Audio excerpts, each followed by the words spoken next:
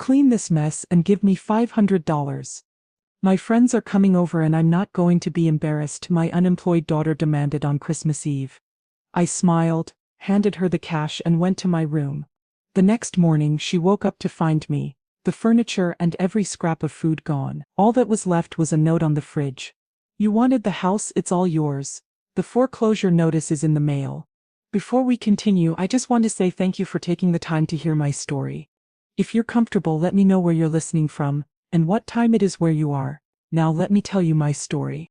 The scent of Christmas in my Charlotte home used to be a specific, comforting alchemy of baking gingerbread, fresh pine from the tree in the corner, and the faint, clean smell of the winter air. But this year a new, discordant note had been added to the symphony. The cloying, fruity aroma of my daughter's vape pen, a smell that clung to the festive decorations and seemed to mock the quiet dignity of the season. I stood in my kitchen, a place that had been the warm, beating heart of this family for 30 years, and felt a weariness that went bone deep. My hands, still strong but mapped with the fine lines of 62 years, methodically kneaded dough for the morning cinnamon rolls. Outside, a gentle Carolina snow was beginning to fall, dusting the quiet suburban street in a blanket of pristine white. It was a picture-perfect Christmas Eve. A Currier and Ives print, and I, Brenda, the matriarch of this paid-off house, felt like a ghost haunting my own holiday. My daughter, Tiffany, was the source of this profound, soul-crushing exhaustion. At 27, she was a magnificent hollow creature. She was currently draped across my living room sofa, a place where her father, Robert, used to sit and read the paper every Sunday morning. She wasn't reading, she was curating. Her phone was held aloft, her face a perfect contoured mask of manufactured bliss. As she took a series of selfies, the beautifully decorated Christmas tree a calculated prop in the background of her performance. Holiday vibes, she murmured to her unseen audience, her voice a low, seductive purr that was utterly alien in this house of warm, honest emotions. Just relaxing and letting Mom handle all the hard work. Blessed Christmas Eve family time. I watched her from the kitchen doorway, a silent, invisible figure in my own home. She was a self-proclaimed content creator, a brand influencer, though the only brand she influenced was her own relentless, insatiable entitlement. Her life was a performance, and I was the unwilling, unpaid stage crew, the silent financial backer, and the weary in-house maid. This house, this solid brick two-story, was the culmination of a lifetime of hard work. My late husband, Robert, a city bus driver for 40 years, and I, a registered nurse who had worked more double shifts than I could count, had poured our sweat, our savings and our dreams into this place. We had paid it off 3 years before he passed, a moment of quiet, monumental triumph. It was supposed to be my sanctuary, my fortress of solitude in my retirement. Instead, it had become Tiffany's flop house. She had moved back in after college with a vague promise to get on her feet, and 5 years later her feet were still firmly planted on my coffee table, usually clad in a pair of outrageously expensive designer sneakers that I had in some indirect way paid for. She did not have a job, she did not pay rent, she did not cook or clean or contribute in any meaningful way to the household. She simply existed. She consumed, she took up space both physical and emotional, with the thoughtless, all-encompassing confidence of a black hole. My quiet, peaceful retirement had become a third shift, a new unpaid job as the caretaker and financier of my own adult child's prolonged adolescence. My patience, a quality I had honed over a lifetime of nursing, had been worn down to a dangerously thin, frayed thread. Every selfie she took, every discarded dish she left on the counter, every casual, entitled demand she made, was another small, sharp snip at that thread, and I knew, with a certainty that was as cold and as heavy as the snow outside, that the thread was about to break. The breaking point, when it came, was not a loud, dramatic event. It was a quiet, heartbreaking discovery in a dusty corner of a forgotten room. I was searching for a specific box of ornaments, the delicate hand-blown glass angels my own mother had given me, one for every year of my marriage to Robert. I kept them in his old office, a small wood-paneled room at the back of the house that had been his sanctuary. It was no longer his sanctuary. It was now Tiffany's filming studio. I pushed the door open and was met with a scene of chaotic, creative squalor. Clothes were thrown over the armchair where Robert used to sit and balance his checkbook. Empty energy drink cans and takeout containers littered the floor. A large ring light, a stark, alien piece of equipment, stood in the center of the room like a malevolent, one-eyed god. I navigated the mess, my heart aching with a familiar mixture of frustration and a profound sorrowful grief. This room, which had always smelled of his Old Spice and the faint sweet scent of his pipe tobacco, now smelled of stale pizza and my daughter's cloying perfume. It was a desecration. I found the box of ornaments I was looking for, but my eyes were drawn to another box, tucked away in the corner behind a pile of discarded shopping bags. It was a simple, sturdy cardboard box, one I recognized instantly. On the side, in Robert's neat masculine script, was a single word: keepsakes. It was his memory box, the place where he had kept the small sacred artifacts of his life. His service medals from his time in the army, his 25-year safe driving award from the city, his father's old pocket watch, his favorite dog-eared copy of a James Baldwin novel. It was a box of profound personal and utterly irreplaceable value. And sitting on top of it, leaving a wet circular stain on the cardboard, was a half-empty, sweating glass of what looked like white wine. A cold, sharp anger, colder and sharper than any I had felt before, pierced through my weary resignation. The sheer, casual disrespect of it, the thoughtless, callous desecration of this sacred object, was a violation of a magnitude that was almost physical. With a trembling hand, I lifted the wine glass off the box and set it on the floor. I opened the dusty flaps. Everything seemed to be there. The medals, the watch, the book. But as I lifted out his old worn leather wallet, something was missing. Tucked into one of the slots, he had always kept a small plain gold ring, a simple band that his own father had worn. It wasn't flashy or particularly valuable in a monetary sense, but it was a piece of our history, a tangible link to a generation I had never known. It was gone. A frantic, cold panic began to well up in my chest. I searched the box, my hands shaking, moving aside the medals and the watch. It wasn't there. And then, my fingers brushed against a small, crisp, folded piece of paper I didn't recognize. I pulled it out. It was a pawnshop receipt. It was dated 2 weeks prior. The item listed was 114K men's gold ring. The payout had been a paltry $150. I stared at the receipt, at the cold transactional evidence of my daughter's betrayal, and the last frayed thread of my patience did not just snap, it vaporized. This was not just laziness. This was not just entitlement. This was theft. This was a violation of a magnitude so profound that it constituted a kind of spiritual violence. She had taken a piece of her grandfather's soul, a piece of her own heritage, and she had sold it for what? A new pair of sneakers? A fancy dinner? A few more likes on a meaningless photograph? The heartbreak was a physical agony, a crushing weight on my chest.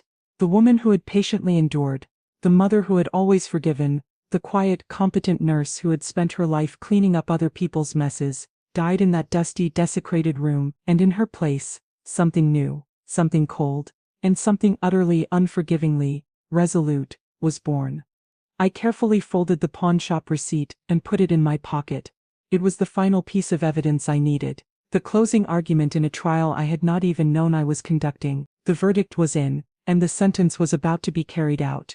I walked back into the living room, my movements slow and deliberate, my face a carefully constructed mask of calm, the storm raging inside me, a hurricane of grief, of rage, of a betrayal so profound it felt like a physical wound was completely hidden. I was a nurse again, in the middle of a code blue, my emotions locked away, my mind a cold, clear instrument of focused professional action.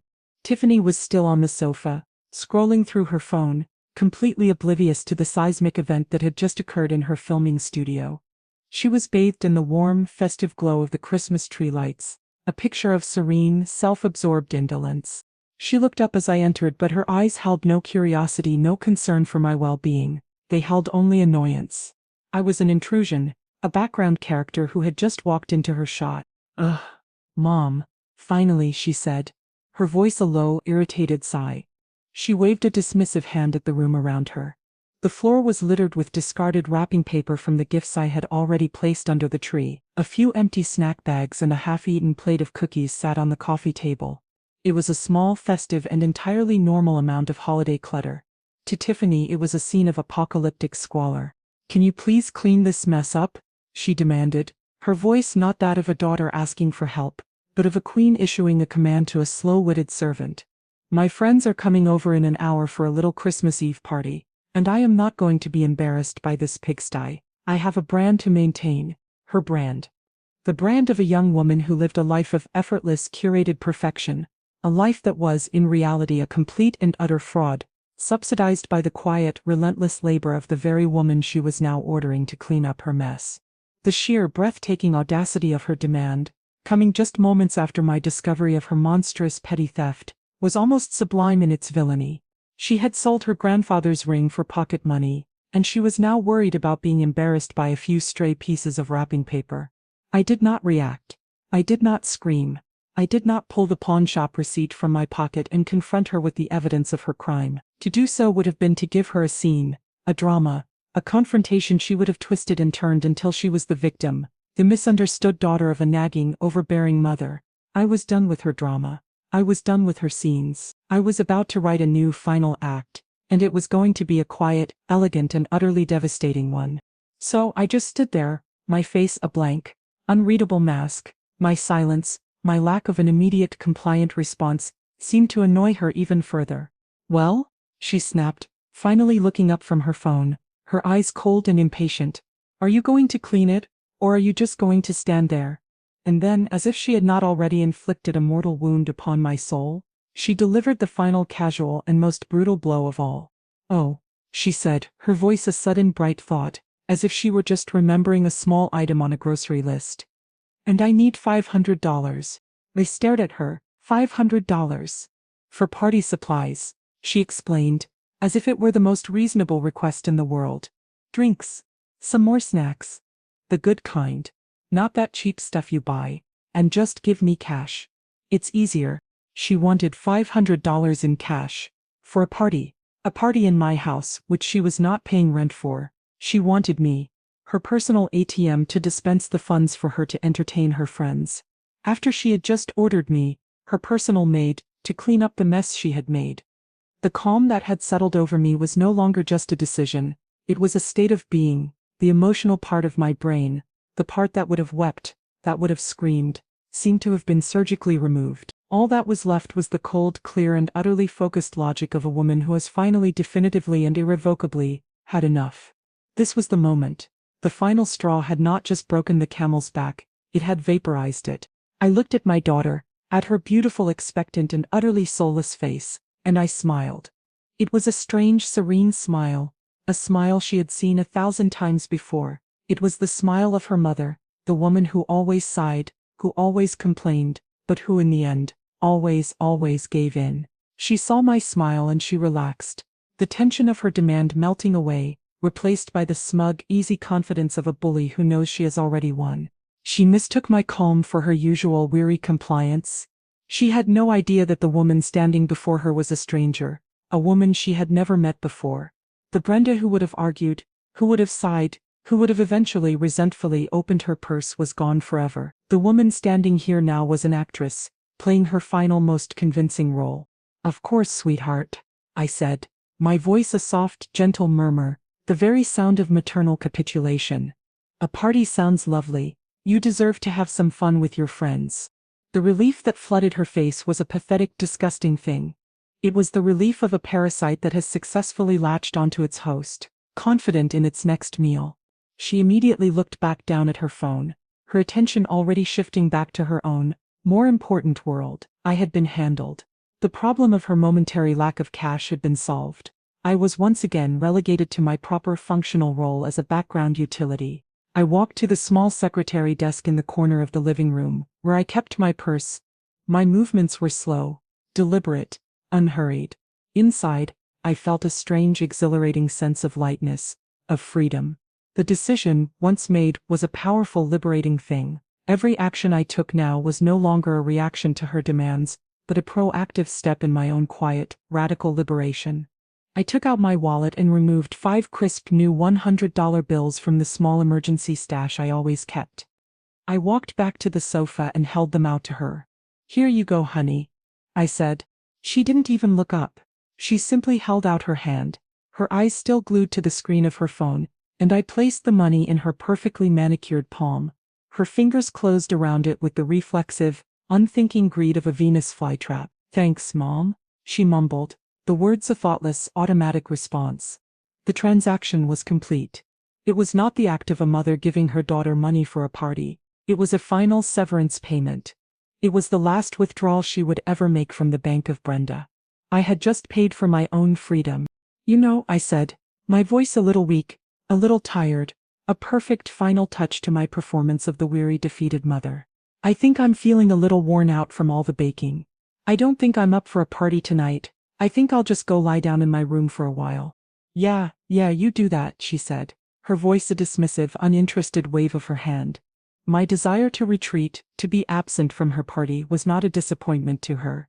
It was a relief. The old embarrassing mother would be safely out of sight, not cramping her style, not interfering with her performance for her cool, trendy friends.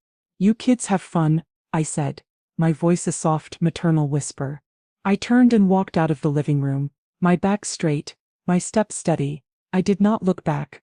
I walked down the hall to my bedroom, the small, quiet sanctuary at the back of the house that had been my only refuge for the past few years. I closed the door behind me, the sound a soft, definitive click. The performance was over, the stage was now hers, for one final, glorious night. She had the money, she had the house, she had everything she wanted. She had no idea that she was the guest of honor at a going-away party, and that the person who was leaving forever was me. In the quiet, cloistered sanctuary of my bedroom, I did not lie down. I did not rest.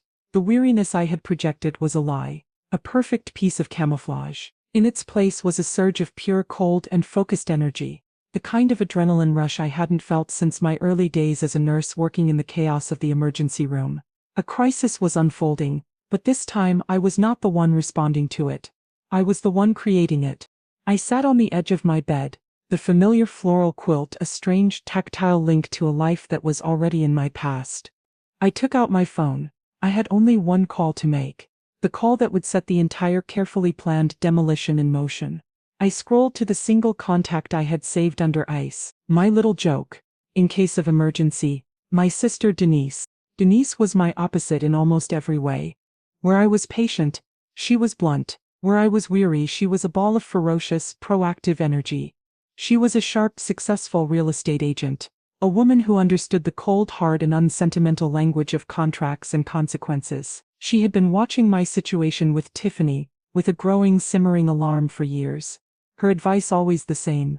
Cut the cord, Bren. For God's sake, cut the cord before she bleeds you dry. I had always resisted, always made excuses, but now I was finally ready to take her advice. She answered on the first ring, her voice crisp and businesslike, as always. Denise here? It's me, I said, my voice a low, quiet thing. It's time. There was a brief, loaded pause on her end. She did not ask for details. She did not ask if I was sure. She knew the years of frustration, of heartbreak, that were packed into those two small words. I was waiting for your call, she said, her voice now a low, efficient hum of a general who has just been given the order to advance. The team is on standby. I can have the truck there by 2 a.m. Are you absolutely sure about this, Bren? Once we start, there's no going back. Her question was not a challenge. It was a final necessary check. She needed to know that my resolve was absolute, that this wasn't another moment of weary frustration, but a final, irrevocable decision. I'm sure, Denise, I said, and my voice was as steady and as solid as a block of granite. I looked at the closed bedroom door, at the faint, muffled sounds of Tiffany starting to prepare for her party, and I felt a profound, liberating sense of finality. She sold her grandfather's ring for $150. That little, Denise began, a string of creative, furious curses that was her own unique love language. She cut herself off. Okay, she said, her voice now cold, hard, and utterly focused. That's all I needed to hear. The plan is active. I'll be there at 1:30 to help you with the personal items. The crew will arrive at 2. We'll be out by 5. Are you ready? I'm ready, I said. I had never been more ready for anything in my life. We hung up, and I sat there in the quiet of my room, the architect of a secret, life-altering plan that was about to be executed with a swift, military precision. This was not a spur-of-the-moment decision, an emotional reaction to the events of the day. This was a carefully planned, long-term exit strategy, a code-red protocol that Denise and I had been quietly, methodically building for the past 3 months. It had started with a conversation one night, after a particularly egregious incident where Tiffany had borrowed my car and returned it with a new dent and an empty gas tank, without a word of apology. I had been weeping on the phone to Denise, another in a long series of weary, heartbroken calls. "That's it," Denise had said, her voice a sharp, definitive snap. "We're done, we are getting you out of there." And so the plan had begun. The first and most painful step had been a secret, deliberate act of financial self-sabotage. On Denise's advice, I had stopped paying the mortgage on my own, fully paid-off house. I had taken out a small strategic home equity line of credit a few years back to do some renovations, and I had simply stopped making the payments. It had felt like a betrayal of everything Robert and I had worked for. But Denise had been adamant. "It's the only way, Bren," she had explained. "If you just kick her out, she'll claim tenants' rights. She'll drag you through the courts for months. But if the bank forecloses, if the house is no longer yours, she has no legal leg to stand on. We have to create a situation where the house itself is the enemy, not you." The strategy Denise had devised was as brilliant as it was brutal. It was a controlled demolition, a plan designed to dismantle my old life and liberate me from my daughter's parasitic grip, all while leaving her with no legal recourse, no one to blame but the impersonal, implacable forces of the bank. The first step, the act of intentionally defaulting on my own mortgage, had been the hardest. It went against every fiber of my being. I was a woman who had never missed a bill payment in her entire life. Robert and I had prided ourselves on our financial responsibility. The day we had made the final mortgage payment on this house had been one of the proudest of our lives. To willingly invite the specter of foreclosure into this home felt like a profound desecration of his memory. "It's not about the house, Bren," Denise had told me, her voice firm but gentle during one of our late-night strategic phone calls. "The house is just bricks and mortar. It's become your prison. We're not destroying your home. We're breaking you out of jail. We have to create a crisis so absolute that Tiffany has no choice but to leave." So I had done it. I had stopped the automatic payments. And for the past 3 months, the letters had been coming.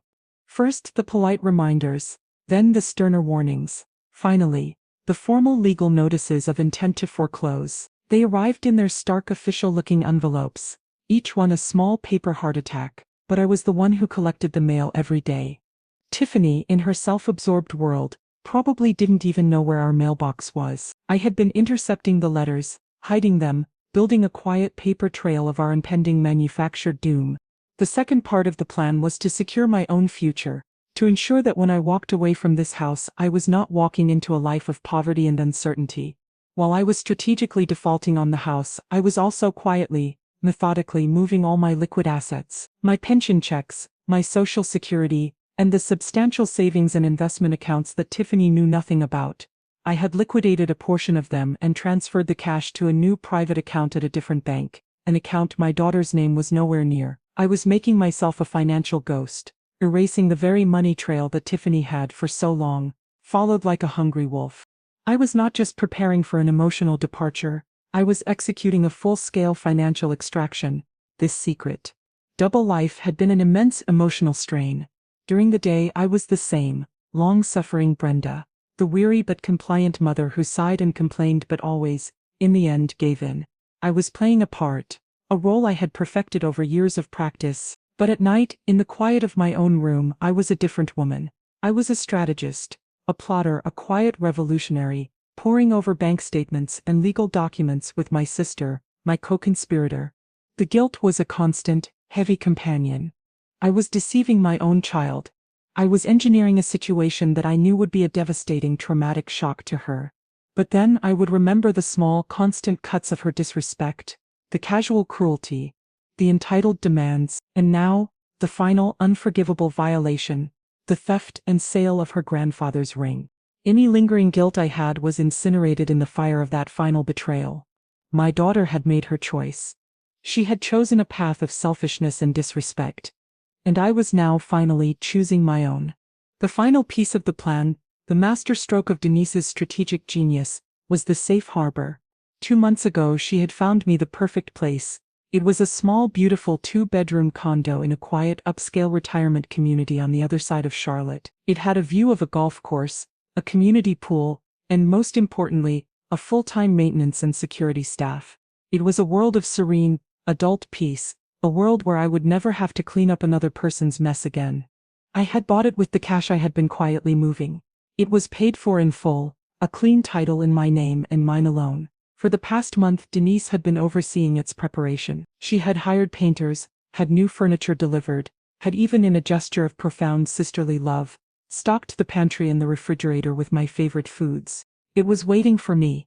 A new life, a new home, a safe, peaceful harbor just a 30-minute drive away. All I had to do was give the final order. All I had to do was walk out that door and never look back. And tonight, thanks to a small, $150 pawnshop receipt, I was finally irrevocably ready. The plan was not just a contingency anymore. It was a reality, and the execution was just a few short, dark hours away. The condo was more than just a new place to live. It was a physical manifestation of the new life I was choosing for myself. Denise had sent me pictures and videos, of course, but I had only visited it once on a clandestine afternoon while Tiffany had been at a networking brunch with her influencer friends. Stepping into it for the first time had been like stepping into a different dimension. The air was cool and still, the silence broken only by the faint, distant click of a golf ball being struck. The light was different, a soft, clean and unobscured light that streamed through the large, spotless windows. My house, the house I was about to leave, was a place of shadows and memories, its light fillet through the heavy drapes of a life that was over and the chaotic clutter of a life that had failed to launch. It was a house that was full of the ghosts of the past and the crushing weight of the present. The condo was a blank slate. Denise, with her real estate agent's eye for quality and her sister's intimate knowledge of my own tastes, had found a masterpiece of quiet, understated elegance. It was not large, but it was perfect. The kitchen was a small, efficient jewel box of gleaming new appliances, a space designed for the pleasure of cooking for one, not the relentless, thankless labor of feeding a family. The living room was airy and bright, with a small balcony that overlooked the 18th green of the golf course. The master bedroom was a sanctuary of calm, with a large walk-in closet and a spa-like bathroom that had a bathtub adequate enough to soak away a lifetime of weariness. It was a house designed for a single, independent woman to live a life of peaceful, self-contained grace. It was a house where there would be no loud parties, no discarded takeout containers, no constant, low-grade hum of another person's selfish, demanding energy. The purchase of this safe harbor had been a profound act of self-love, the first one I had truly committed to in years. Using the money I had so carefully and so secretly moved, I had paid for it in cash. The feeling of signing those closing documents, of owning this new, clean, uncomplicated space outright had been a quiet, revolutionary act. It was a declaration that my resources, my fortune, the fruits of my life's labor, were now going to be used for one purpose and one purpose only: my own comfort, my own security, my own peace. The foreclosure on my old house, the ticking time bomb I had set months ago, was now just a few short weeks away from its final legal detonation. The bank would repossess the house, and Tiffany would be evicted by a faceless, bureaucratic entity. She would have no legal recourse, no emotional leverage. She would not be able to accuse her loving mother of throwing her out on the street.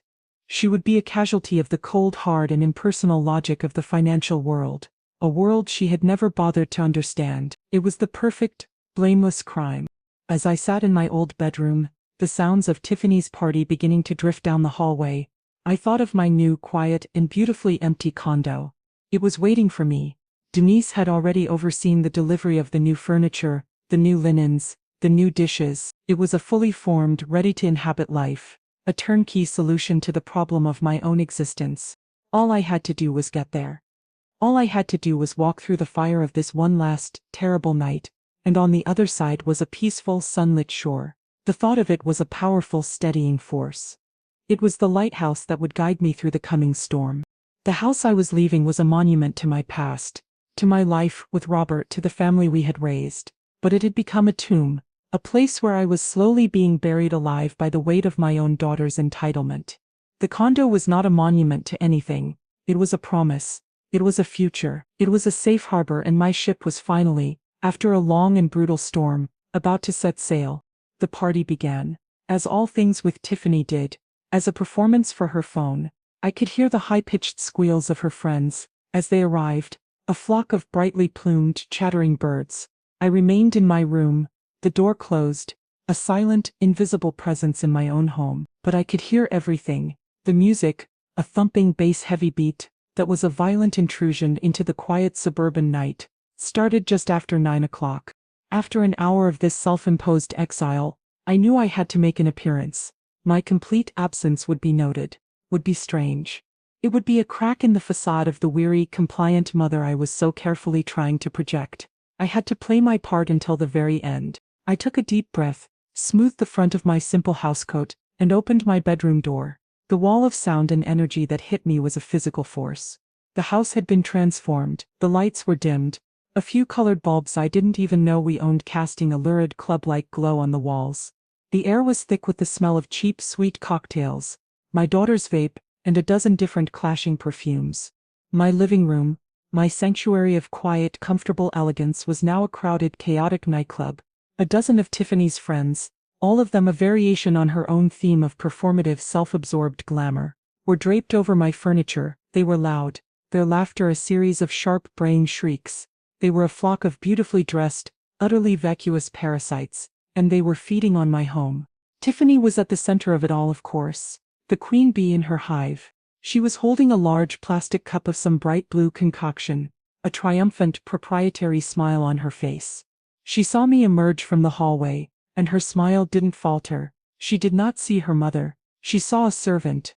"Mom, there you are," she shouted over the music, her voice a sharp, commanding thing. "We're almost out of ice. Can you get some more from the freezer in the garage?" It was not a request. It was an order, and it was delivered in front of her entire, watching court. It was a public demonstration of her power, of her dominance in this house. I just nodded, my face a blank, unreadable mask, and turned toward the kitchen.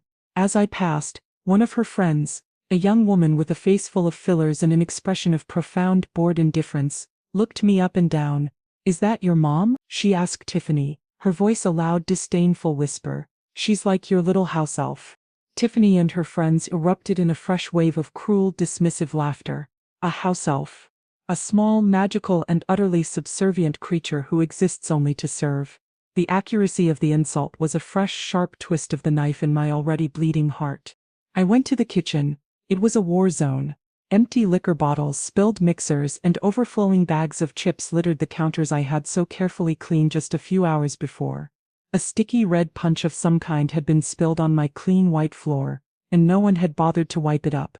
I filled the ice bucket, my movements slow and mechanical. I walked back into the living room and placed it on the bar Tiffany had set up on my antique sideboard. She didn't thank me. She didn't even acknowledge me. I stood there for a moment on the periphery of their loud, bright, and utterly alien world, and I watched. I watched as they danced on my Persian rug, their sharp heels a potential death sentence to its delicate hand-woven fibers. I watched as one of them, in a fit of drunken exuberance, knocked over a small framed photograph of Robert from the mantelpiece and didn't even notice. I watched as my daughter, my beautiful, monstrous daughter, presided over the desecration of my home, her face alight with a feverish, narcissistic joy. And in that moment, the last, lingering vestiges of my maternal guilt, of my fear that I was being too cruel, too harsh, were completely and utterly incinerated. This was not a child who deserved another chance. This was a parasite that was killing its host. And my act of self-preservation was not an act of cruelty. It was a necessary and long overdue act of survival. I turned and walked back to my room, the sound of their careless laughter following me down the hall. Let them have their party. Let them have their final, glorious, and utterly oblivious night in the house they believed was theirs. The bill for their arrogance was coming due, and the collection was scheduled for 2 a.m. The party raged on, a loud, obnoxious, and blessedly final death rattle for the life I was about to leave behind. I lay on my bed, fully dressed, the sound of the thumping bass a dull, vibrating pressure against my skull. I did not sleep. I waited. At around 1:30 in the morning, the sounds began to change. The music grew more sporadic. The loud, sharp shrieks of laughter were replaced by the lower, more slurry sounds of drunken goodbyes. Car doors slammed, engines revved, and then, slowly, a substantial, profound silence began to settle over the house. A silence broken only by the sound of Tiffany stumbling down the hallway to her bedroom and the loud, definitive click of her door shutting. The parasite was fed, and it was now in its cocoon. The house was finally mercifully quiet. I waited another 30 minutes, every second stretching into an eternity. I had to be sure she was completely, soundly, and unwakeably asleep.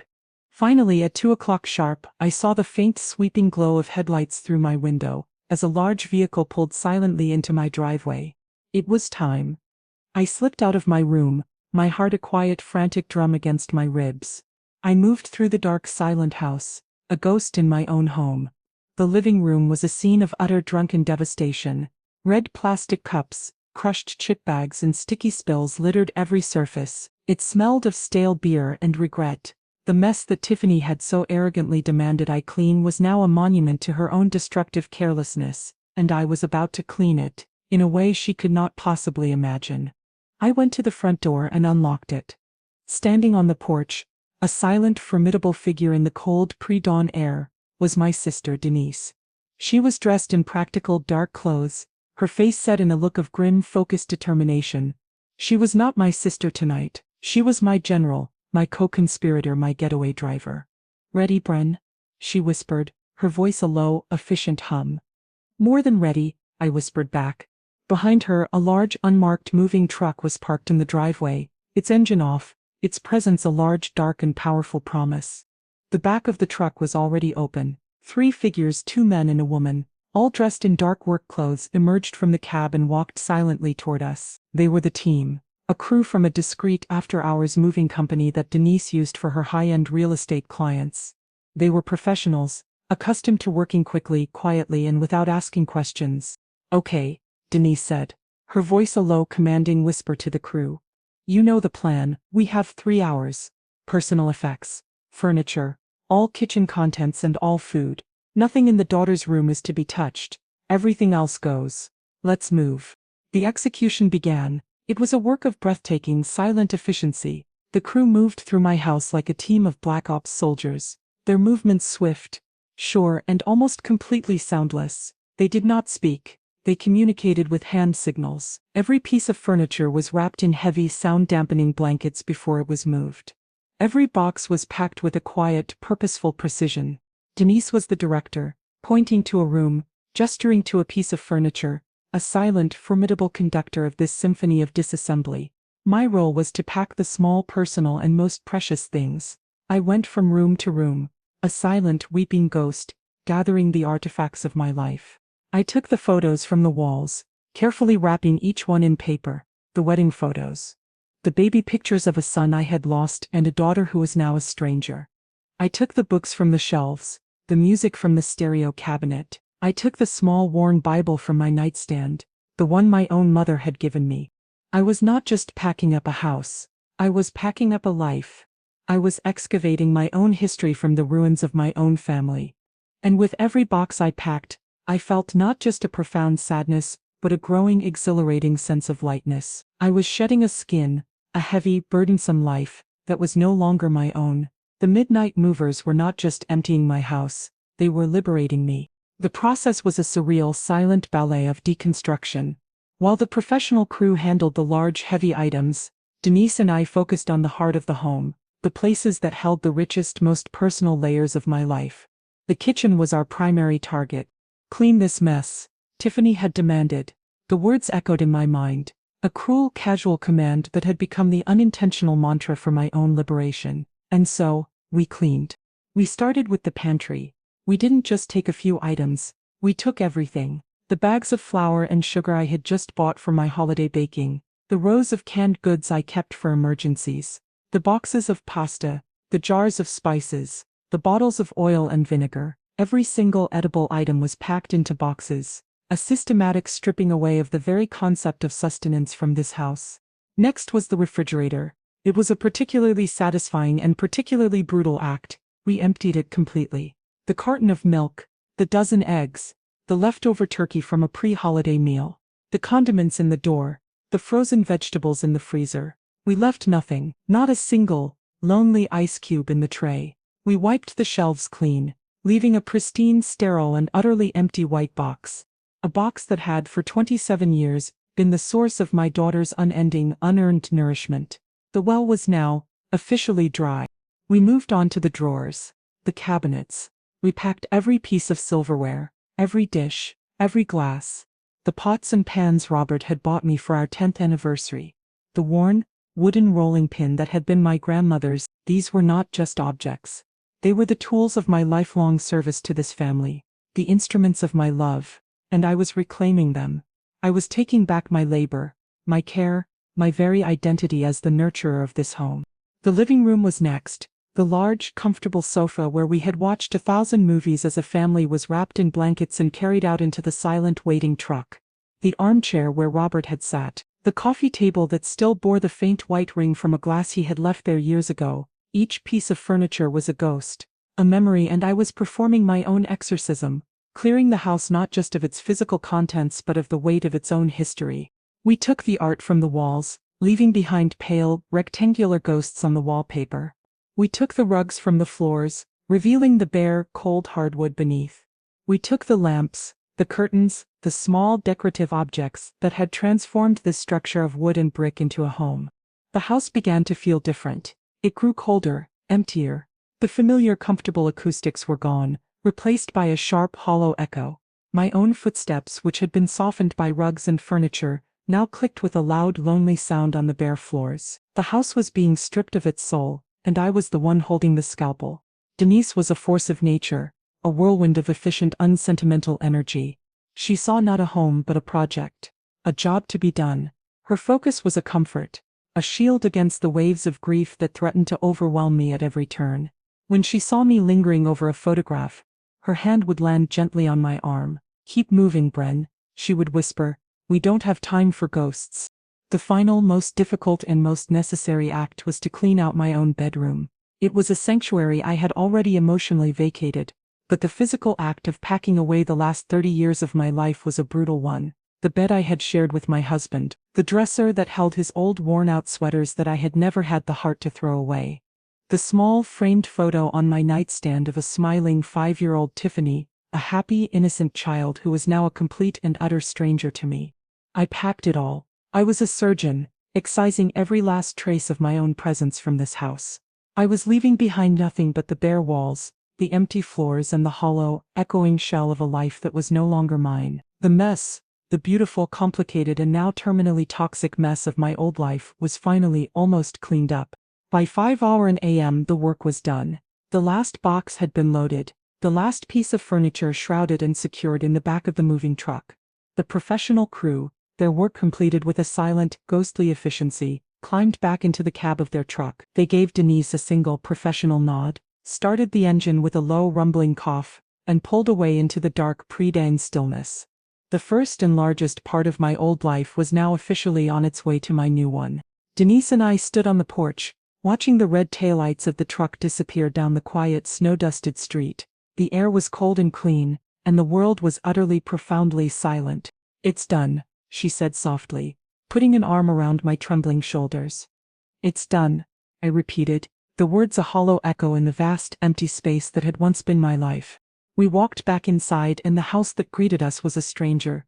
It was a cold, cavernous, and unsettling place. The familiar, comforting landscape of my home had been replaced by a stark, barren moonscape. The living room, which had been the scene of so much life, of so much laughter, of so much recent ugly chaos, was now just a large, empty box. The only light came from the single bare bulb of the foyer chandelier, which cast long, distorted shadows on the walls. The walls themselves were a patchwork of pale, ghostly rectangles and squares. The clean, unfaded spots where our family photos and my favorite paintings had hung for decades. They were like architectural ghosts, the outlines of a life that had been hastily and violently erased. Our footsteps echoed with a loud, lonely hollowness on the bare hardwood floors. The house, stripped of its soft furnishings, its rugs, its curtains, had lost its voice. It no longer absorbed sound, it amplified it, reflecting our own small human sounds back at us with a cold, indifferent clarity. We walked into the kitchen. It was the most shocking transformation of all. The counters were vast, empty expanses of gleaming, sterile granite.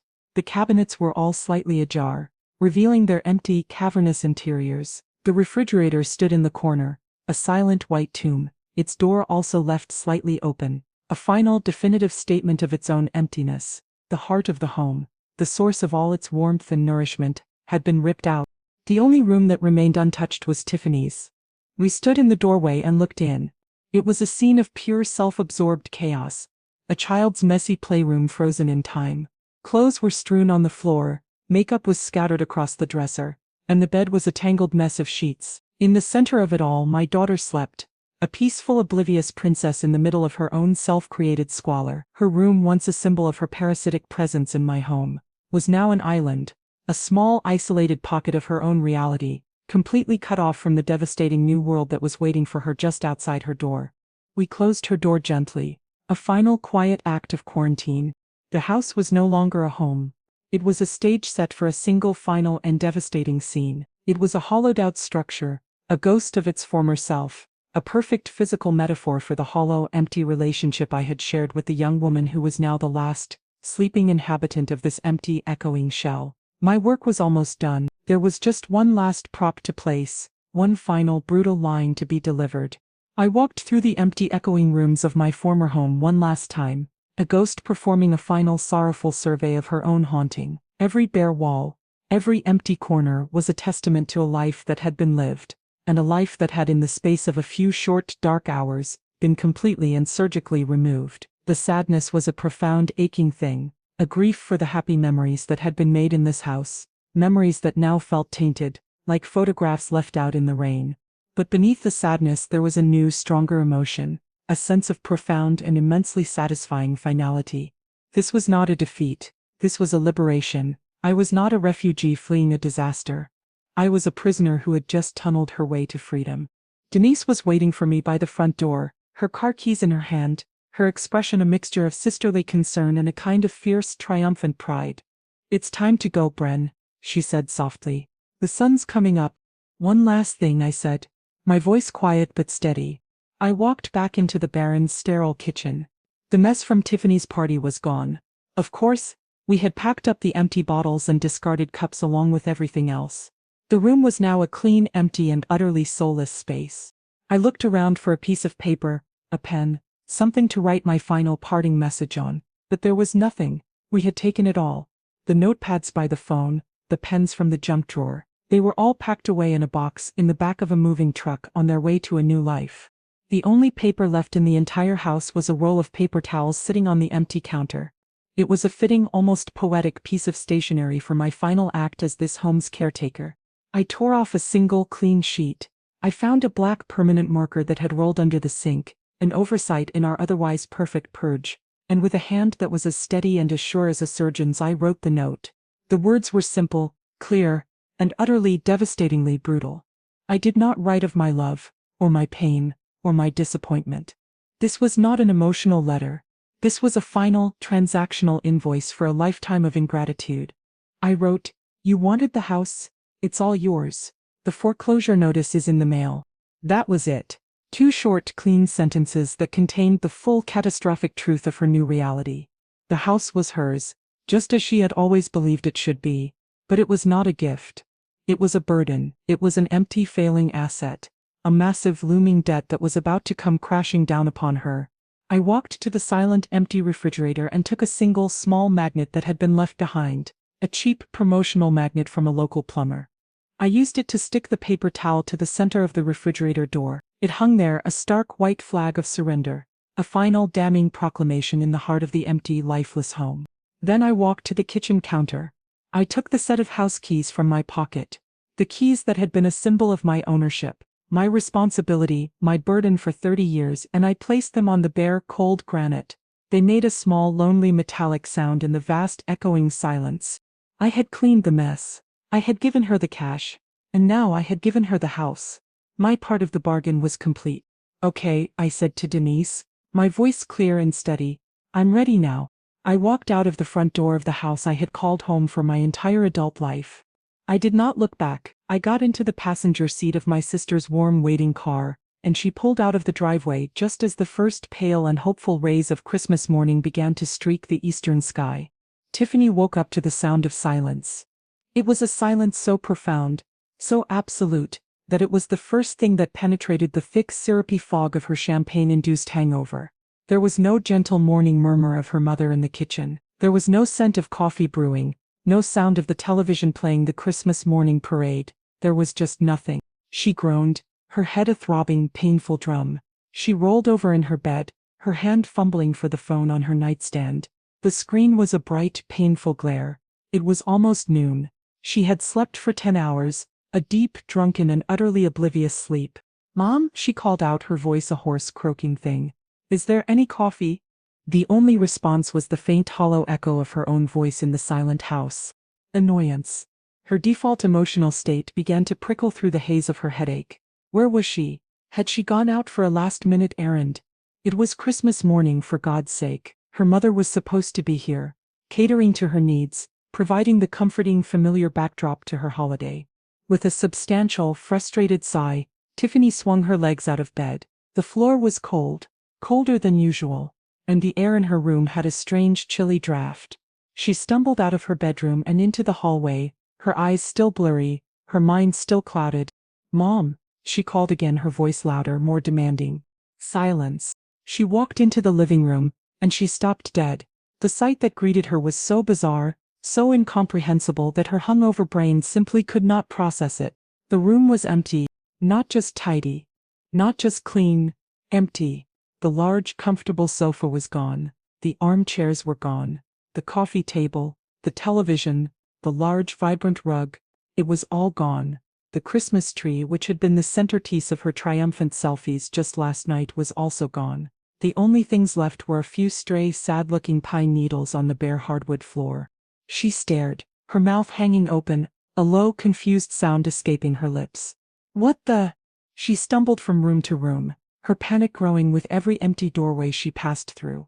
The dining room was a cavernous, empty space. The long, polished table and chairs vanished. The family room was a hollow shell. The walls were a patchwork of pale, ghostly squares where a lifetime of art and memories used to hang.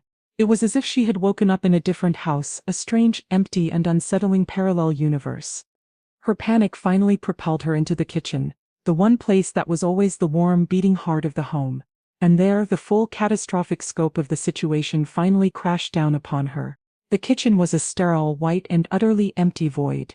The counters were bare. The cabinets were all slightly ajar, revealing their empty, mocking interiors. And the refrigerator was a silent, white tomb, its door also slightly ajar, a final, definitive statement of its own profound emptiness. She was alone, in an empty house. On Christmas morning, there were no presents. There was no food. There was no coffee. Her mother was gone. Everything was gone. And then she saw it, a single stark white piece of paper stuck to the front of the empty refrigerator with a cheap plastic magnet. A note. She walked toward it, her movements slow and robotic, as if in a dream. She reached out a trembling hand and pulled the paper towel from the door. She read the two short, simple, and utterly devastating sentences, written in her mother's familiar, neat script. "You wanted the house? It's all yours. The foreclosure notice is in the mail." The words on the paper towel were a language she didn't fully understand, but the menace behind them was crystal clear. Foreclosure. It was a word from a different world, a world of financial failure and adult consequences, a world she had never had to inhabit. But the first part of the note, the part that was a direct, chilling echo of her own entitled demands, she understood perfectly. "You wanted the house? It's all yours." A wave of pure, cold, and absolute terror, a terror she had never before experienced in her entire pampered life, washed over her. The house was not a gift. It was a trap. It was an empty, echoing, and apparently failing asset. Her first instinct was to call her mother, to scream, to demand an explanation, to bully her into reversing this insane, monstrous act. She snatched her phone from her pocket and frantically dialed my number. The number that had always been her lifeline, her get-out-of-jail-free card. The call went straight to a cold, impersonal, and utterly final recorded message. "The number you have dialed has been disconnected or is no longer in service. Blocked." A new, sharper spike of panic pierced through her hungover haze. Her mother had not just left. She had vanished. She had erased herself from her life. Her next call was to her Aunt Denise. Denise, her sharp, no-nonsense aunt who always looked at her with a thinly veiled disapproval. Denise would know something. Denise would fix this. The result was the same. A disconnected number. Blocked. The walls of her world were closing in with a terrifying speed. The two adults in her life, the two pillars of the system that had always supported her, had simultaneously ceased to exist. She was completely and utterly on her own. She began to pace the empty, echoing living room, her mind a frantic, chaotic whirlwind. This had to be a joke, a sick, twisted, and incredibly cruel joke. Her mother was trying to teach her a lesson. She would be back. She had to be back. She would come back in a few hours with groceries and a lecture, and life would return to normal. But as the hours ticked by and the silence in the empty house grew more intense and more profound, A new, more terrible reality began to sink in. This was not a joke. This was not a temporary lesson. This was a permanent amputation. Her phone, her only link to the outside world, became her desperate, futile weapon. She began to call her friends, the flock of glamorous fair-weather companions who had so eagerly consumed her mother's liquor just last night. The conversations were a series of small, humiliating, and thoroughly educational deaths. "Hey girl," she would say, her voice a high, frantic, and utterly false imitation of her usual casual cool. "Craziest thing, my mom, like totally cleared out the house as a surprise Christmas renovation. So silly. Anyway, the place is a mess. Can I come crash with you for a few days?" The excuses were polite, but firm. "Oh my God, Tiff, that's insane. I'd love to, but my own family is all here. There's literally no room." "Ah, sweetie, that's wild. We're actually just heading out of town to go to my fiancé's parents' place. So sorry. You're welcome to come over, of course. But just for a little while, we have Christmas dinner plans." They offered sympathy. They offered exclamations of shock. But none of them offered a solution. None of them offered a place to stay. Her friends, she was beginning to realize, were not friends at all. They were an audience, and the show, her show of a glamorous, effortless life, had just been catastrophically and very publicly cancelled. They were happy to drink her champagne, but they were not interested in her problems. As the afternoon light began to fade, a new, more primal fear began to set in. The house was cold, unnaturally cold. She went to the thermostat and tried to turn up the heat. Nothing happened. She tried to turn on a light.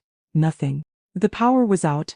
She stared at the dead light switch, and the full, horrifying, and absolute scope of her mother's quiet, meticulous, and utterly devastating revenge finally crashed down upon her.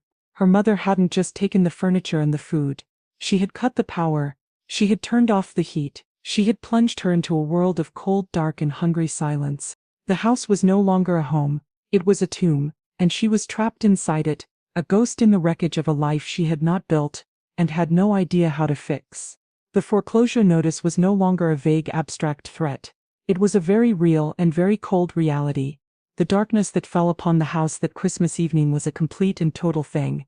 It was not the gentle, festive darkness of a quiet suburban street, punctuated by the cheerful glow of Christmas lights. It was a stark, profound, and terrifying blackness, the kind that exists only when a house has been completely severed from the grid of civilization. The power cut had not just been a flick of a switch. It was a final, definitive severing. Brenda had, with the cold precision of a surgeon, cut off the house's very life support. Tiffany was now trapped in a cold, dark, and utterly silent prison of her own making. The phone in her hand, her only link to the outside world, was her last, most precious resource. The battery was at 20% and falling. She had no charger, no outlet, nothing. Every moment she spent scrolling, every desperate call she made, was a drain on the last flickering embers of her connection to the world. She spent the first few hours in a state of frantic, animalistic panic. She stumbled through the dark, empty rooms, using the flashlight on her phone to illuminate the stark, terrifying emptiness. The familiar landscape of her home had become a hostile, alien terrain. The echoes of her own footsteps, the sound of her own ragged breathing, were the only sounds in the dead, silent house. The cold was the worst part.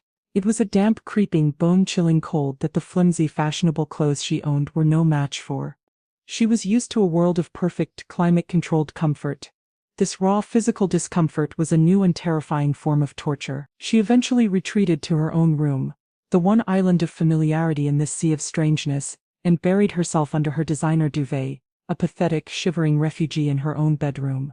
The calls to her friends had become more desperate, more pathetic. The breezy, false pretense of a surprise renovation had been replaced by the raw, ugly truth.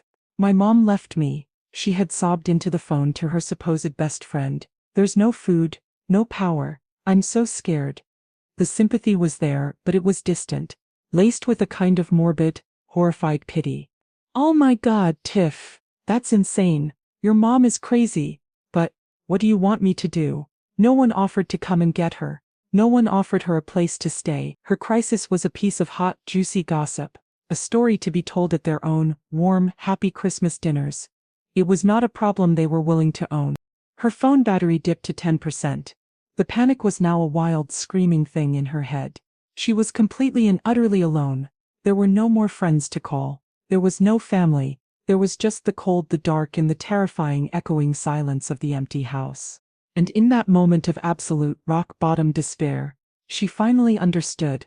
She understood the true nature of the world she had so arrogantly inhabited. Her life had not been a product of her own beauty, her own charm, her own brand. It had been a fiction, a performance, funded and enabled by a single quiet, and now completely absent source. Her mother. The woman she had dismissed as a house elf, the woman she had treated with such casual, thoughtless contempt, had not just been her mother. She had been her entire infrastructure. She had been her power, her heat, her food, her shelter, her bank, her entire unacknowledged support system. And without her, Tiffany was not an influencer, not a brand, not a queen. She was just a cold, hungry, and terrified 27-year-old girl, alone in the dark. The realization was not a sudden epiphany. It was a slow, agonizing dawning, a painful, freezing sunrise in the landscape of her own soul. The entitlement, the arrogance, the thick, protective shell of her own narcissism, had finally definitively cracked, and the person underneath, the small, lost, and profoundly, tragically unprepared child, was finally for the first time exposed to the cold, hard, and unforgiving reality of the world. Her phone battery died, the last small glowing rectangle of light in her dark world winked out, and she was left in absolute, total, and complete darkness. The week that followed Christmas was a brutal, accelerated education in the realities of a world that did not revolve around Tiffany. The cold, dark night in the empty house was her rock bottom, but the climb out was a slow, humiliating, and necessary one. She had been rescued, in a manner of speaking, by a neighbor who had seen her emerge from the dark, silent house the next day, her face pale and tear-streaked, looking like a survivor of some terrible localized apocalypse. The neighbor, a kind, middle-aged woman who had always been more of a friend to me than to my daughter, had taken her in, had given her a warm meal and a place to charge her phone. She had also, at my quiet, pre-arranged request, given her the number for a local women's shelter. The offer of a real long-term place to stay with the neighbor was, of course, not extended. The lesson had to be a complete one. Tiffany was no longer entitled to the comfort and care of a family home. She was on her own.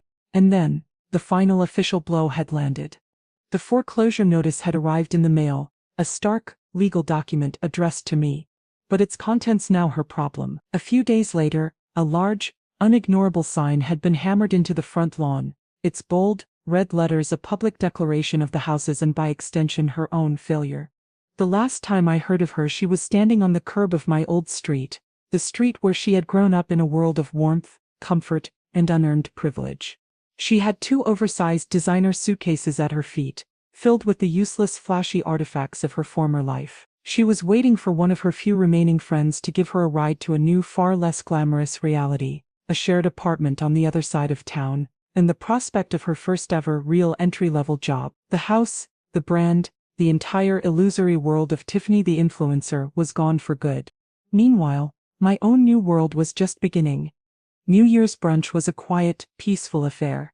It was just me and my sister Denise, in my beautiful new and blissfully manageable condo. The sun streamed through the large, clean windows, glinting off the crystal glasses of our mimosas. The air smelled not of old resentments and new vape flavors, but of fresh coffee and the promise of a quiet, uncomplicated day. We sat on my small balcony, a comfortable, companionable silence between us. Below us the golf course was a pristine rolling expanse of green, a landscape of manicured adult peace. "Have you heard from her?" Denise asked finally, her voice gentle. "Not a word," I said, and it was the truth. "And I don't expect to. Not for a long time." "Do you think—" she began, and then trailed off. "Do I think she's learned her lesson?" I finished for her. I took a slow sip of my mimosa and considered the question. "I don't know," I said honestly. "Maybe, but that's not my problem anymore. My job was to raise her. I did that. The person she chooses to be now, that's on her." A sense of profound, liberating peace washed over me. A feeling I had not truly felt in years. The constant low-grade hum of responsibility, of guilt, of the heavy unspoken burden of my own child's future was finally, blessedly silent. I raised my glass, the sunlight catching the bubbles, making them dance like tiny, joyful stars. I looked out at the peaceful green expanse of my new life, a life that was finally completely and utterly my own. And I thought of my late husband Robert, the man who had worked so hard beside me to build a life a home, a foundation. He had always been the one to say that sometimes, the most loving thing you can do for someone is to let them feel the full, unvarnished weight of their own choices. I raised my glass a little higher, a silent toast to him, to his memory, to his quiet, simple wisdom. I finally did it, honey, I whispered to the clear blue and beautifully empty sky. I finally cleaned up the mess. Thank you for watching.